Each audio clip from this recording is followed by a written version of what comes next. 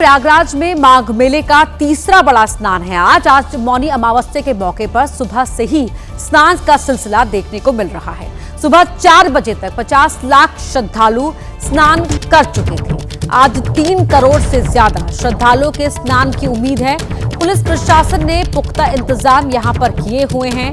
बड़ी खबर आपको बता रहे हैं, तस्वीरें भी साथ ही आप टीवी स्क्रीन पर देख पा रहे हैं। माघ मेले का तीसरा बड़ा स्नान आज है। मौनी अमावस्या है, ऐसे में आज लगभग 3 करोड़ श्रद्धालु स्नान करेंगे, ऐसा अनुमान लगाया गया है। और अब सुबह 4 बजे तक के आंकड़े की बात करें तो 50 लाख श्रद्धालु सुबह 4 बजे तक स्नान कर चुके हैं, संगम तट पर डुबकी लगा चुके हैं। रात भर ही वहां पर तट पर श्रद्धालुओं के इकट्ठा होने का सिलसिला देखने को मिला। माघ मेले का सबसे बड़ा तीसरा स्नान पर्व यानी कि मौनी अमावस्या का पर्व है और आज इस वक्त हमारी जो मौजूदगी है वो संगम नोस पर है। तस्वीरों में आप देख सकते हैं कि आज सुबह से ही यहाँ पर श्रद्धालु भारी संख्या में पहुंचकर संगम में आस्था की डुबकी लगा रहे हैं। हालांकि आज यहाँ पर ठंड बहुत ज़्यादा है, कोहरा भी है और विजिबिलिटी कम होने के कारण, लेकिन श्रद्धालुओं का जो जोश है वो देखते ही बनता है। ये कह सकते हैं कि कहीं ना कहीं ठंड पर आस्था भारी नजर आ रही है। और जहां तक आपकी तस्वीरें जाएंगी आपको सिर्फ वहां पूरे जगह पर आपको सिर्फ श्रद्धालु ही श्रद्धालु देखने को मिलेंगे। पूरा संगम नोस श्रद्धालुओं से भरा रखा है। आज करोड़ों से ज्यादा लोग यहां पर स्नान कर सकते हैं। वहीं पर अगर हम सुरक्षा की बात करें तो 3.5 किलोमीटर का लंबा घाट बनाया गया है और श्रद्धालु देश के कोने कोने से यहां पर पहुंच रहे हैं। मौके पर एनडीआरएफ की टीम, एसडीआरएफ की टीम, जल पुलिस की टीम को तैनात किया गया है। साथ ही साथ डीप वाटर बैरिकेडिंग लगाई गई है ताकि श्रद्धालु गहरे पानी में न जाएं। इसके चलते जैसे जैसे दिन बढ़ेगा वैसे वैसे संगम नोस पर श्रद्धालुओं की भीड़ में आपको इजाफा देखने को मिलेगा। Saurabh Mishra, ABP news, Prayagraj. हम लोगों की आज की तैयारियां जो है वो पूर्ण है और यहाँ पे जितने भी सारे लाइन डिपार्टमेंट है सबके सारे अधिकारी यहाँ पर मौजूद हैं और सफाई का विशेष रूप से ध्यान रखा जा रहा है। घाट लगातार साफ किए जा रहे हैं, चेंजिंग रूम्स सारे उपलब्ध हैं, सारे टॉयलेट्स की व्यवस्था पूरी है, साफ सफाई विशेष रूप से ध्यान रख करके सारे श्रद्धालुओं को पूरी कन्वीनियंस के साथ स्नान कराया जा रहा है। अब तक सुबह 4 बजे तक करीब 50 लाख लोगों ने स्नान कर लिया था। देखो, मौनी अमावस्या का स्नान आज रात्रि 12 बजे से स्टार्ट हो गया था और अच्छी भीड़ है। कोहरा भी बहुत है लेकिन भीड़ भी उसके मुकाबले खूब है। वो भीड़ जिसका हमने आशा की थी उससे अधिक भीड़ लग रही है और 12 बजे से कंटिन्यूस है। सभी ऑफिसर्स यहाँ पर मौजूद है कंटिन्यूसली 12 बजे से ही और भीड़ अच्छी है। इस कोहरे के बावजूद भी भीड़ आ रही है और अच्छी तरह से स्नान करके जा रही है। पुलिस कर्मियों की ड्यूटियाँ अच्छी तरह से लगाई गई है।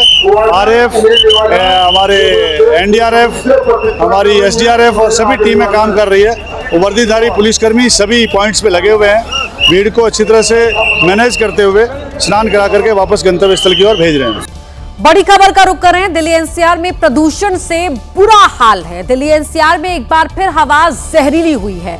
दिल्ली एनसीआर में ग्रैप 4 की पाबंदियां इस हवा को देखते हुए लागू कर दी गई हैं। दिल्ली एनसीआर में कई जगह AQI 400 के पार दर्ज किया गया है और ऐसे में जहरीली हवा को देखते हुए AQI को देखते हुए 400 पार जो AQI हो गया है। दिल्ली एनसीआर में ग्रैप 4 के जो सख्त नियम हैं, जो सख्त पाबंदियां हैं वो लागू की गई हैं एक बार फिर, क्योंकि हवा में जहर जो है वो लगातार आपकी हमारी सेहत पर असर डाल रहा है।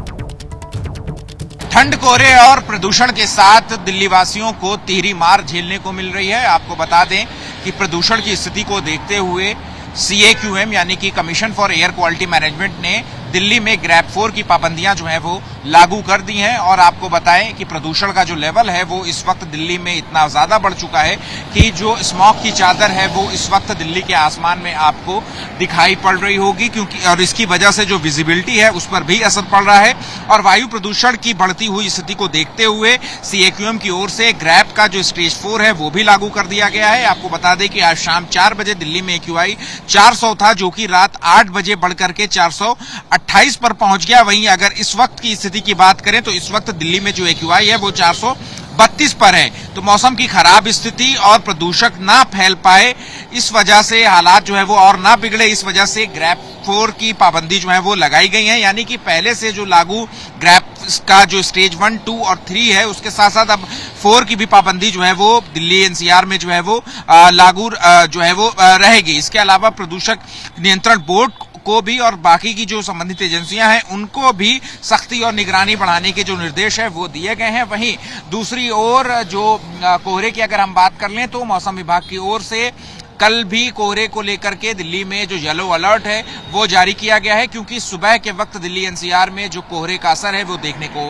मिल रहा है। जो विजिबिलिटी है वो बेहद कम जो है वो होती जा रही है। आज भी सफदरजंग पर सुबह में 200 मीटर के करीब जो विजिबिलिटी है वो दर्ज की गई थी और मौसम विभाग के मुताबिक कल भी सुबह में दिल्ली में कोहरे की मार जो है वो देखने को मिलेगी, जिसकी वजह से मौसम विभाग ने येलो अलर्ट जो है वो जारी किया है। इस वक्त की एक और बड़ी खबर का रुख कर रहे हैं। इंडिगो पर डीजीसीए की बड़ी कार्रवाई देखने को मिली है। इंडिगो पर 22 करोड़ 20 लाख का जुर्माना लगाया गया है। 50 करोड़ रुपए की बैंक गारंटी का भी आदेश दिया गया है। इंडिगो के सीईओ और सीओओ को भी चेतावनी दी गई है।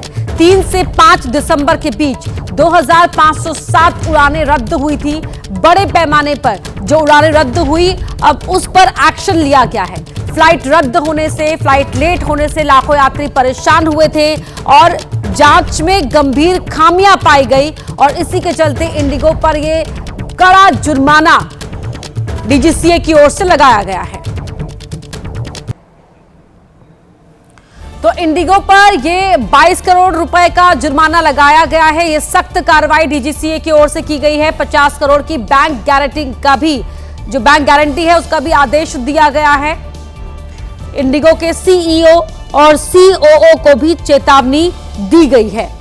दिसंबर महीने में 2507 उड़ानें रद्द हुई थी 3 से 5 दिसंबर के बीच में, और इन उड़ानों के रद्द होने की वजह से यात्री परेशान हुए थे। लाखों की संख्या में यात्री परेशान हुए थे। वो तस्वीरें हमने देखी थी और दर्शकों को दिखाई भी थी। ये बड़ी खबर महाराष्ट्र की सियासत से जुड़ी हुई आपको बता रहे हैं। नीतीश राणे का उद्धव और राज ठाकरे पर बड़ा हमला है। छत्रपति संभाजी महाराज के साथ विश्वासघात करने वालों और ठाकरे बंधुओं में कोई अंतर नहीं है। ठाकरे बंधु हिंदू विभाजन की साजिश रच रहे थे। पाकिस्तान में बैठे अब्बा के इशारों पर काम कर रहे थे, ये कहना है नीतीश राणे का।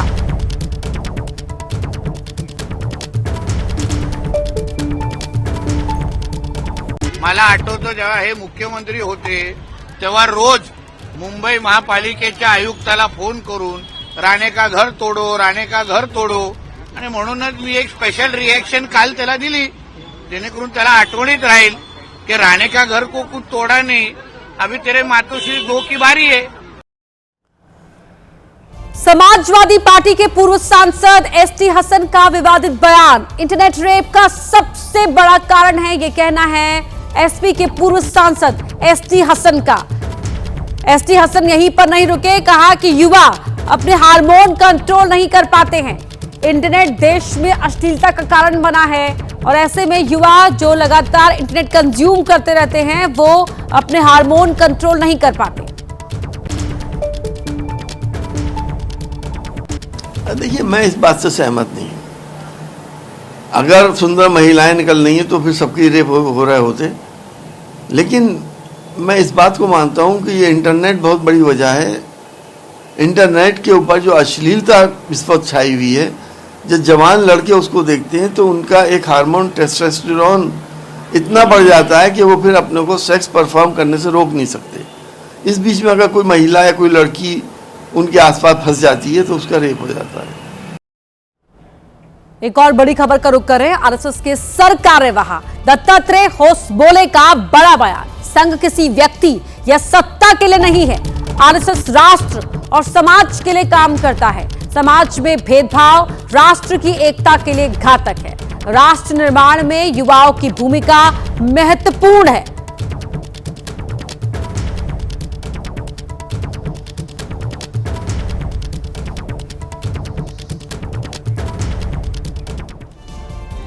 अगली बड़ी खबर का रुख कर रहे हैं। सूत्रों के हवाले से बड़ी खबर आपको बता दें, जहां तमिलनाडु विधानसभा चुनाव को लेकर कांग्रेस का मंथन, खरगे और राहुल गांधी की तमिलनाडु के नेताओं से मुलाकात। तमिलनाडु के 39 नेताओं से 1-to-1 मिले राहुल और खड़गे। तमिलनाडु के नेताओं से राय और सुझाव मांगे गए। तमिलनाडु में कांग्रेस का स्वाभिमान सर्वोपरि की नसीहत है।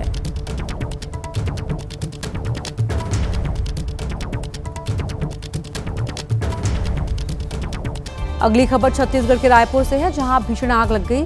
जिला शिक्षा अधिकारी दफ्तर में आग लगी। आग लगने से स्टोर रूम के दस्तावेज जल गए। शॉर्ट सर्किट से आग लगी है, ऐसी आशंका है। 1 किलोमीटर दूर तक आग की लपटें देखी गई। इन तस्वीरों में आप देख सकते हैं ये अफरा तफरी डीईओ ऑफिस की अफरा तफरी है, जहां पर आग लग गई और आग लगने से स्टोर रूम के जो दस्तावेज थे वो जलकर राख हो गए। ये छत्तीसगढ़ के रायपुर की तस्वीरें। जिला शिक्षा अधिकारी का ये दफ्तर, जहां पर आग लगी और आग लगने से जो स्टोर रूम था वहां पर खासा नुकसान हुआ है, क्योंकि वहां पर डॉक्यूमेंट सामान रखे हुए थे वो जल गए। और ये बताया जा रहा है शुरुआती दौर में कि ये आग जो है वो शॉर्ट सर्किट की वजह से लगी।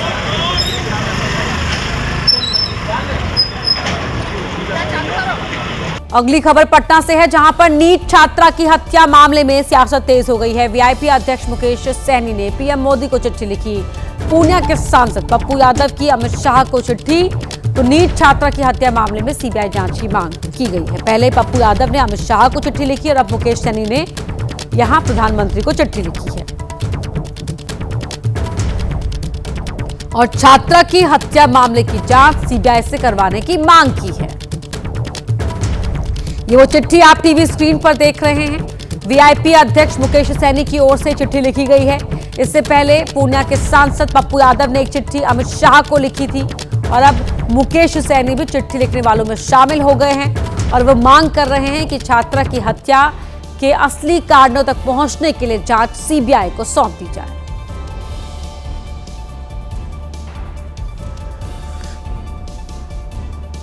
मध्य प्रदेश में जबलपुर रीवा इंटरसिटी एक्सप्रेस के अंदर उस वक्त हड़कंप मच गया जब असामाजिक तत्वों ने ट्रेन पर पथराव कर दिया।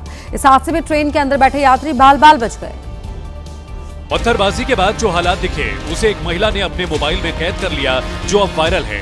ये देखिए, अभी हम लोग हैं रीवा इंटरसिटी में और भदनपुर के आगे मैहर पहुंचने ही वाली है और किसी ने कांच में इतना जोरदार पत्थर मारा है कि देखिए इसके कांच की चुरकुन हो गए, एकदम से छोटे छोटे टुकड़े टुकड़े हो गए। ये देखिए नीचे हम लोग बैठे थे, अच्छा हुआ कि आंख में नहीं लगा।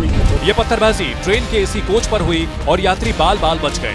ये देखिए यहाँ कांच के इतने सारे टुकड़े हैं, नीचे भी पड़े और तो हम लोगों ने उठाकर फेंक दिए। ये देखिए वहाँ पूरी सीट में और तो उठाकर बाहर फेंके। इतने मोटे कांच को किसी ने तोड़ दिया मार के पत्थर, पता नहीं क्या मिल गया मारकर। महिला यात्री ने रेलवे से अपील की है कि पत्थर मारने वालों की तलाश की जाए और उन्हें कड़ी से कड़ी सजा दी जाए। सोनमर्ग से सड़क हादसे का एक ऐसा वीडियो सामने आया है जो दिखने में तो खौफनाक है, लेकिन इस हादसे में कोई नुकसान नहीं हुआ। यहां सड़क पर चल रही एक कार अनियंत्रित हुई और पहाड़ वाली सड़क से नीचे गिर गई। कई फुट नीचे गिरने के बाद कार पलट भी गई, लेकिन दोबारा पहियों पर आकर खड़ी हो गई। हैरानी की बात यह रही कि कार में सवार दोनों ही लोग कुछ ही सेकंड में बाहर निकल आए और उन्हें खरोंच तक नहीं आए। हादसा होते ही आसपास के लोग दौड़ते हुए कार के पास आए, लेकिन जब उन्होंने कार से बाहर निकले लोगों को देखा तो वो भी दंग रह गए। ये पूरी घटना एक होटल के बाहर लगे सीसीटीवी कैमरे में रिकॉर्ड हो गई। और अब बात करते हैं तमिलनाडु के नीलगिरी की, जहां कुआं खोदने के दौरान हादसा हुआ है। कुआं खोदते समय मिट्टी धंसने से 3 लोगों की मौत हो गई। पश्चिम बंगाल के रहने वाले थे तीनों मजदूर। बिना परमिट कुआं खोदने के दौरान हादसा हुआ है। तस्वीरें आपके टीवी स्क्रीन पर आप देख सकते हैं। दर्दनाक हादसे में 3 मजदूर जो मौके पर काम कर रहे थे उनकी मौत हो गई। ये तीनों ही मजदूर पश्चिम बंगाल के रहने वाले थे। बताया जा रहा है कि यहाँ कुआं खोदने के लिए परमिट नहीं लिया गया था और ऐसे में ये हादसा हो गया जो इन मजदूरों की जिंदगी पर भारी पड़ गया। बड़ी खबर का रुख कर रहे हैं। ओडिशा के खुर्दा में एक बच्चे की दर्दनाक मौत हो गई और गुब्बारा फुलाते समय सांस की नली में ये गुब्बारा उसके अटक गया। बच्चे को सांस लेने में दिक्कत हुई, उसे अस्पताल ले जाया गया लेकिन बचाया नहीं जा सका। बच्चे के परिवार वालों का दावा है कि बच्चा एक पैकेट से चिप्स खा रहा था और चिप्स के उसी पैकेट से गुब्बारा निकला, जिस गुब्बारे को उसने फुलाने की कोशिश की और ऐसे में उसकी मौत हो गई।